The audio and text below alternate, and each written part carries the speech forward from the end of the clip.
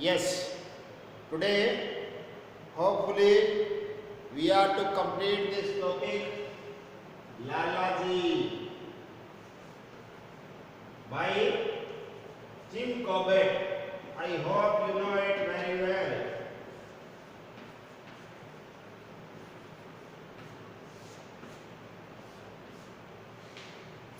Lalaji by Jim Corbett. Yes, page number 106, last paragraph. We are on the climax of the story. We are on the climax of the story. Mind it, notice it, take it very seriously. अभी कहानी का climax आ गया है, peak आ गया है, चरम आ गया है. पेज नंबर 106, फर्स्ट लाइन से देखिए ऊपर. The light from the room behind him was in my eyes and I did not recognize him until he spoke. उस व्यक्ति के पीछे से रोशनी आ रही थी जो मेरी आंखों में आ रही थी, इस कारण मैं उस व्यक्ति को पहचाना नहीं. कब तक? जब तक वो बोला नहीं. Until he spoke. बोला तो पहचाना. It was Lalaji. Come a few days before the expiry of the time limit, he had said himself. Very serious commitment minded. कौन थे? लाला जी थे भाई. और जो टाइम दिया था ना, उससे कुछ दिन पहले आ गए थे. पहले जो खुद के लिए टाइम लिमिट तय की थी कि इतनी तारीख तक आपके पैसे लौटा दूंगा, उससे पहले आ गए. That night, as he sat on the floor near my chair, he told me of his trading transactions and the success that attended them.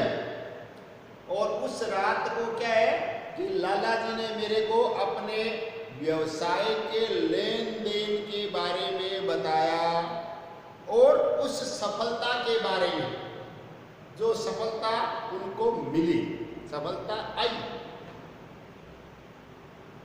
Starting with a few bags of grain and being content with a profit of only 4 annas per bag, he had gradually and steadily built up his business until he was able to deal in consignments up to 30 tons in weight, on which he was making a profit of 3 rupees per ton. Wonderful, wonderful. एक ही सिद्धांत सामने आ रहा है, छोटा सा. कम मुनाफा ज्यादा व्यापार, बड़ा स्केल. लाला जी ने क्या सिद्धांत रखा कि थोड़े से अनाज के जो कट्टे अपने बोलते हैं, बोरी बोलते हैं, थैले बोलते हैं, उनसे व्यवसाय शुरू किया. और प्रॉफिट कितना? 4 आना, सिर्फ 4 आना. एक बैग पे 4 आना मतलब 25 पैसे. 25 पैसे सिर्फ एक बैग पे profit. He had gradually and steadily built up his business. धीरे धीरे उन्होंने अपना व्यवसाय बढ़ा लिया, जमा लिया. Able to deal in consignment up to 30 tons in weight. और एक एक दिन में 30-30 टन, 30-30 टन वजन का अनाज का व्यापार करने लग गए. On which he was making a profit of 3 rupees per ton. अब देखिए बेटा कि 1 टन पे 3 रुपये कमा रहे हैं लाला जी. 1 टन पे 3 रुपये कमा रहे हैं लाला जी. तो आप सोचें कि 30 टन का जब व्यापार कर रहा है तो 30 को 3 से गुणा करें, 30 मल्टीप्लाई टू 3 इज 90. 90 रुपीज जो कमाने लग गया. कहाँ 7 रुपये महीना, कहाँ 90 rupees. It has not been given but it may be per day, or even if it is per month, that is good enough.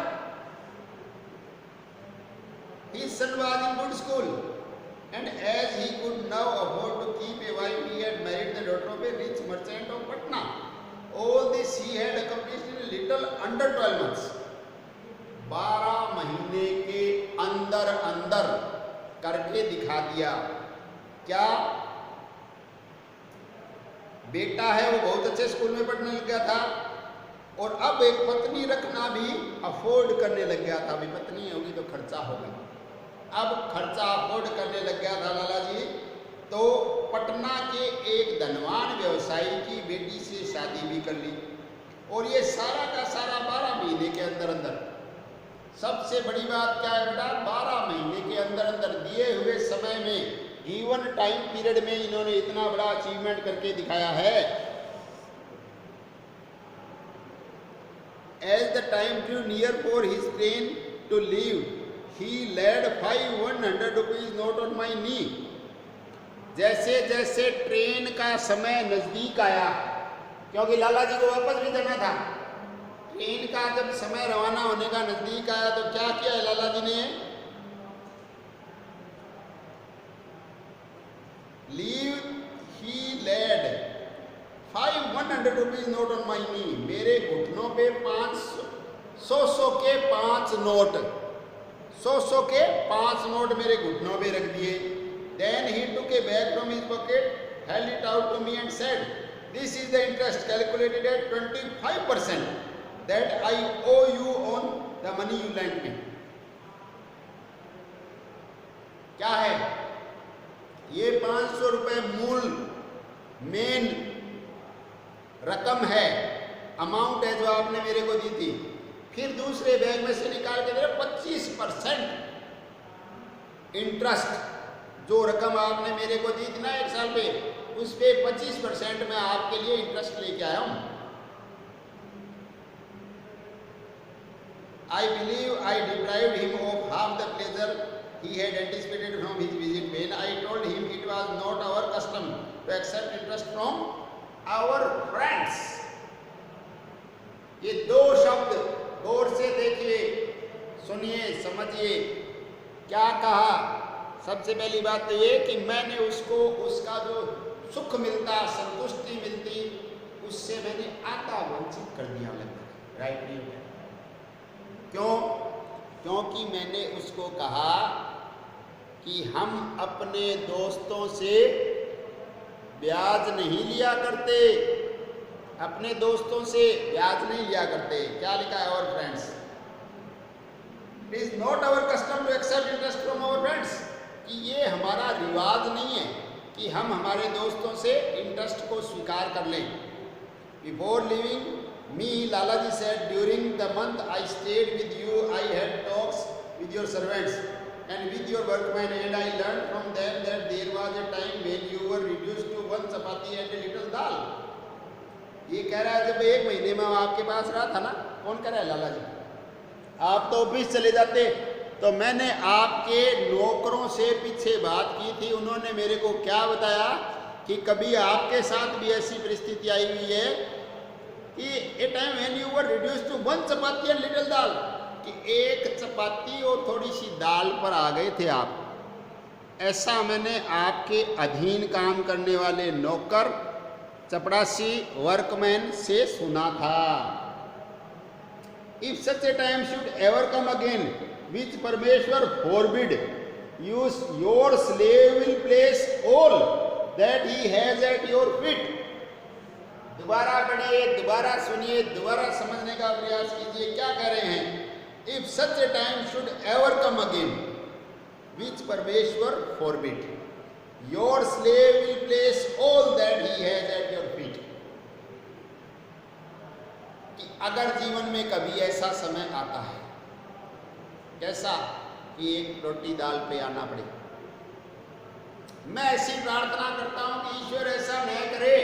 परमेश्वर फॉरबिड का मतलब ईश्वर ऐसा न करे।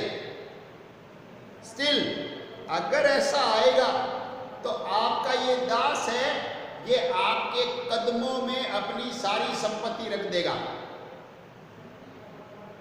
Will place all that he has, place all that he has का मतलब सारी संपत्ति जो भी होगी आपके कदमों में रख दूंगा।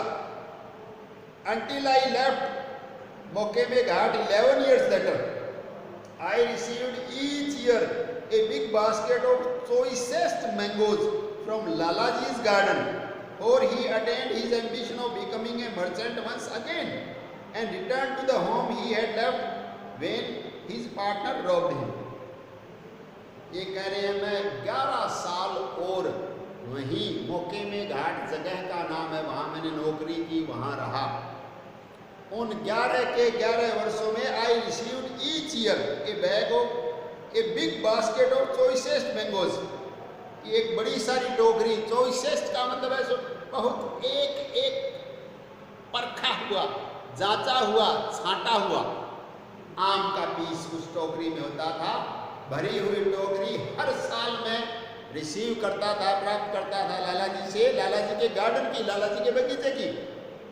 4 year in sense of because attend his ambition of becoming merchant once again, क्योंकि लाला जी ने जब अपना व्यवसायी बनने का, बिजनेसमैन बनने का जो लक्ष्य था, जो महत्वाकांक्षा थी, वो पुनः प्राप्त कर ही ली थी। And return to the home he had left when his partner robbed him, और उस घर में वापस लौटने की, कौन से घर में वापस लौटने की?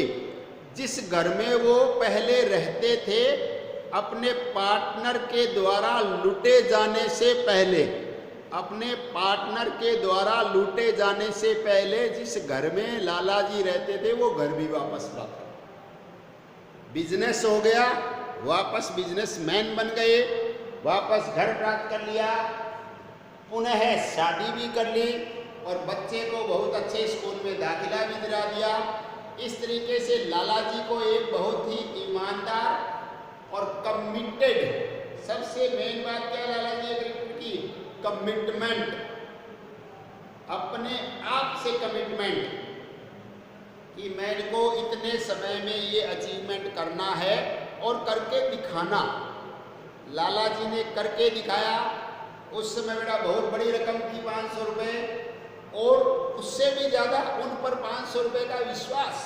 उनको पता था कि मेरे को कोई 500 रुपये नहीं देने वाला, पर राइटर हैं, इन्होंने उन पर विश्वास किया, तो उन्होंने उनके विश्वास की लाज रखी और समय से पहले मूलधन लौटाया और ब्याज की भी पेशकश की, जो राइटर ने मना कर दिया कि हम अपने दोस्तों से ब्याज नहीं लेते। और उसके बाद 11 साल तक लगातार एक बहुत अच्छे चुनिंदा आमों की टोकरी अपने दोस्त के लिए, अपने मालिक के लिए, या समझे राइटर के लिए लाला जी भिजवाते थे। ये उनका कमिटमेंट रहा। बहुत ही शानदार स्टोरी है, अपने अनुभव पे आधारित। जिम कॉबेट का व्यक्तिगत अनुभव है, इसलिए उन्होंने ऐसी कहानी से हमें लाभान्वित किया है। बहुत अच्छी कहानी है। आप लाला जी का और राइटर का दोनों का करैक्टर समझें और social background of this story, social element, Indian social element in this story, try to find out. I hope you get the point. बड़े इंटरेस्टिंग स्टोरी आज अपने फिनिश की है। इसको एक बार दो बार और पढ़ें। कहीं पे किसी लाइन में, शब्द में डाउट लगे, you can let me know. Okay, thank you very much for today.